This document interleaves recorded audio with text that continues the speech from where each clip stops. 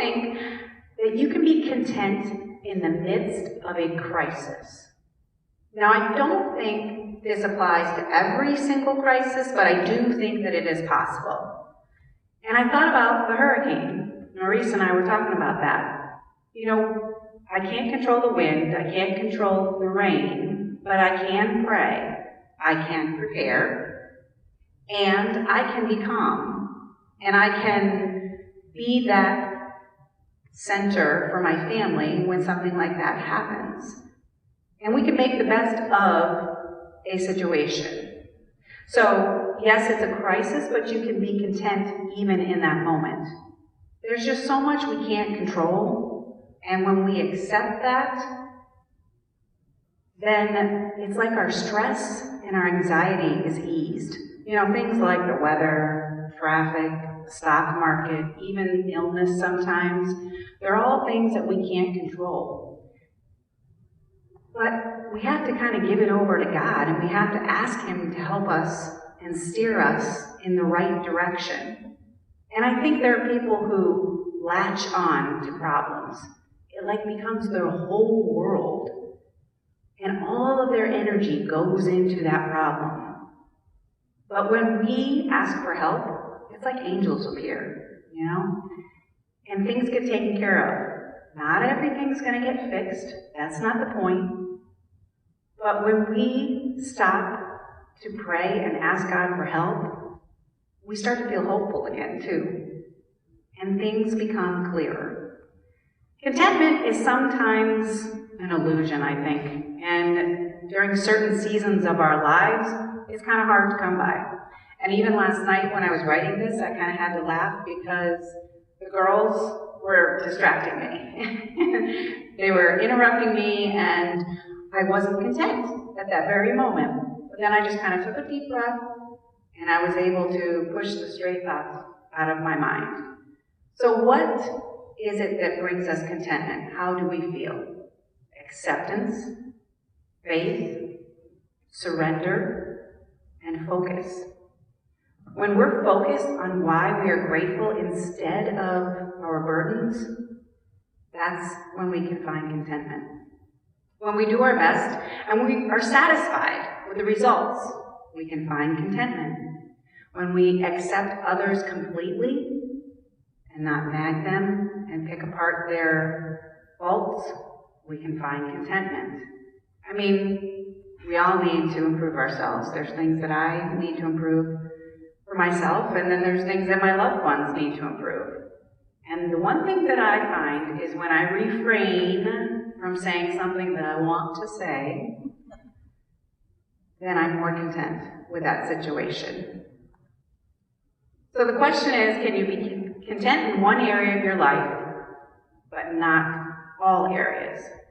For instance, can I be content with my job, but not content with my relationships? Can I be content with my health, but maybe not content with parenting? I think for me, the answer is yes. But maybe it's different for all of us. And so the question is, do we miss out on the moments of contentment? You know, lots of times I'll pass by pictures in the hallway, and sometimes it'll just catch me just right. And I'll just kind of stop in my tracks, and I'll just look at that picture and remember that moment, and I'll think, was I content at that given time? Did I truly appreciate what was happening? Was I present?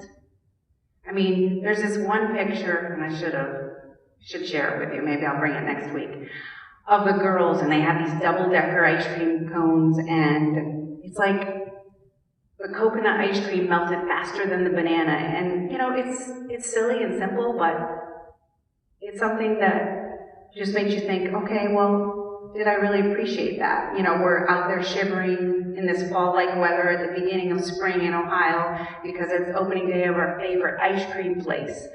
And I'm sure that I felt very content. But even something like that, sometimes we let it kind of pass us by, and we don't appreciate it. The memories, the actual pictures themselves, bring about feelings of contentment. And I love the fact that a double-decker ice cream cone can always make me smile. At the cost of what? $12. It didn't cost $100 or $1,000. It's $12 for the whole family, right? And now with car insurance for 2 kids under the age of 25, some unexpected health care costs, and just life in general, spending $10, we take that apart. Can we? So being content, I think, is more than just being happy in the moment. It's about being connected to the people who are right in front of you.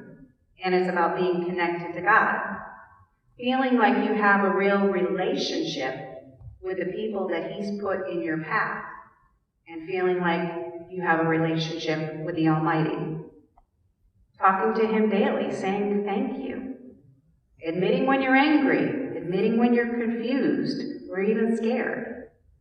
It's about reaching out to Him and being guided to reach out to others here on earth for reassurance and comfort. It's about feeling free to fail and still being loved. It's about being excited for tomorrow, next week, next year, and about being at peace with the unknown. Contentment does circle back to that idea of poverty and riches. Too much of something could likely make you feel entitled or maybe better than others, but not enough of something could make you feel alone, disowned, or worthless.